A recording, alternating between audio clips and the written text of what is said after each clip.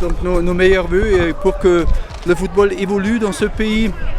Parce qu'il y a tellement de talent, j'étais dans le stade Paris quelques fois déjà, dans les matchs internationaux aussi.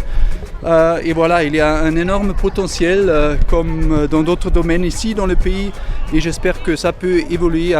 Et donc ça c'est plutôt symbolique, mais un signe de notre support, de notre soutien à vos activités. Voilà. Merci.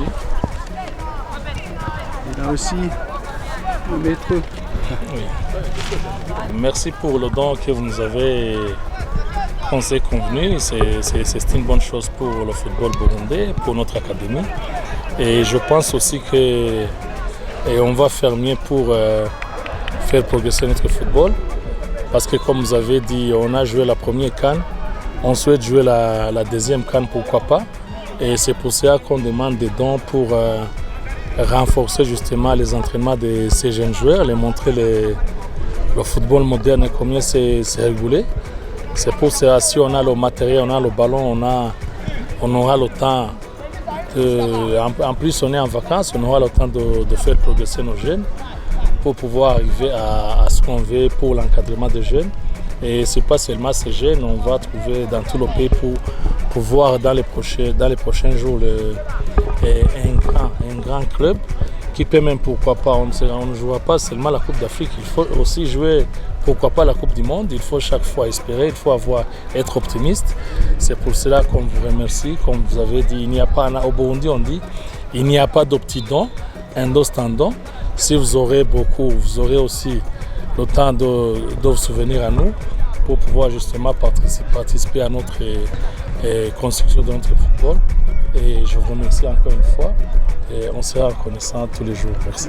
C'est vraiment un plaisir et à titre personnel, j'aimerais ajouter que c'est aussi un très bon signe de l'amitié germano-burundaise de remettre ce petit don à toi personnellement parce que Mutombola, il est connu, il est un ancien des cours d'entraînement en Allemagne, donc voilà, et c'est toujours un très bon signe et un grand plaisir de voir comment les liens d'amitié se perpétuent et continuent de persister. Donc, et nous attendons avec impatience le prochain joueur burundais dans la Bundesliga allemande parce qu'il y en a déjà un qui a joué avec Schalke 04, qui est Thilo Kehrer, qui est de double nationalité et qui joue pour l'instant pour le PSG de Paris.